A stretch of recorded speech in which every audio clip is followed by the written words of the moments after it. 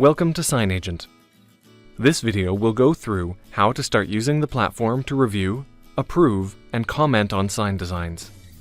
If you're interested in seeing the full range of what SignAgent is capable of, please contact us at info@signagent.com for more information or to set up a demo. By now, you should have received an email invitation. Inside, you'll find a link asking you to create an account. All reviewer accounts in SignAgent are free, so the setup process is very simple. First, ensure that you're using Google Chrome. This is the browser that SignAgent is optimized for. After clicking the email link, you will be directed to set a password. Once we've set that, we can sign in. On your first sign-in, you will be asked to provide account info like name and company. If there are multiple reviewers in your organization, it can be helpful to upload a profile image to help differentiate users at a glance, but this is not required. With that filled out, you'll be brought to your front page dashboard. Here, you'll see the project that you've been invited to review. In this case, there's just the one, so we'll click on that and hop into the actual reviewing process. Down the left-hand side, you'll see a list of the signs that are up for review. Selecting any one will highlight the sign on the map and zoom to its location as well. You can also click, drag, or scroll on the map to get a closer or different view of the plans.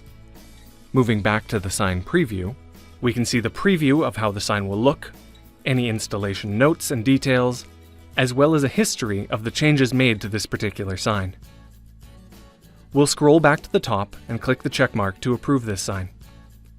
Automatically, we'll be taken to the next sign for review in the list. Now, let's say that we notice something off about this one. Instead, we select the X to reject the sign. Then we're brought to this comment section because a sign can't be rejected without giving a reason. You'll see that 2 signs are now logged with their updated status in the sign list. If we move over to the 3-lined menu bar, we can pull out the left-hand sidebar. From here, we can control the visibility of which signs and plans are displayed. The top section will show which project we're working on and include the various states that you've been invited to review. Since we're just reviewing, we only have access to the review state. Moving down to locations, we can see the different plans that have been uploaded.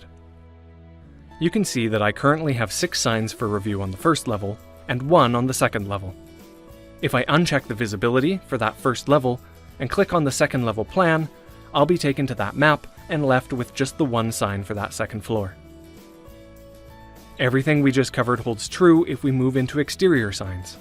The only difference is that now we have a latitude and longitudinal coordinate for the sign. Finally, we have different visibility toggles for sign types. They will generally be organized into folders that we can expand with a click.